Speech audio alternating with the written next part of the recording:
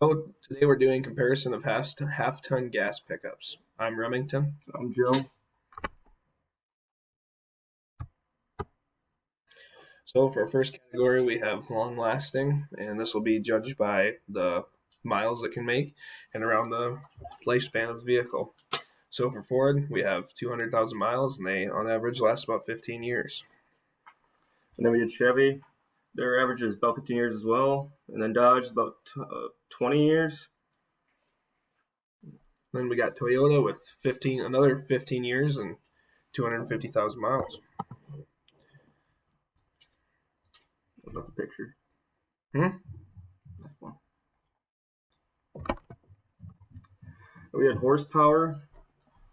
So Ford, we got 375 horsepower. Chevy, 305 horsepower. Dodge, 375 horsepower. And Toyota with 278 horsepower. If you didn't know what horsepower was, it's comparison of 1 horse to 3,000 foot-pound. So all four vehicles have the four-wheel drive option. Ford, Chevy, and Dodge were all produced in America, and Toyota was produced in Japan. Our fuel capacity, Ford has a 26-gallon tank or an optional 35-gallon tank. Chevy has a 24-gallon, Dodge has a 22-gallon, and Toyota has a 17.2-gallon. Miles per gallon. Ford ranges from 17 to 23, Chevy 23 to 29, Dodge 20 to 26, and Toyota is 20 to 24. And this is like kind of my opinion on it. I picked Ford because it has most horsepower and has the biggest tank for like a work vehicle. It all depends on your opinion as well. This is what I decided.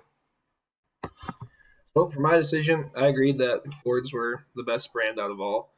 And my reasons for this is the Ford has a much better power-to-weight ratio, an aluminum body, meaning lighter, so to improve your power-to-weight ratio, and it also doesn't rust.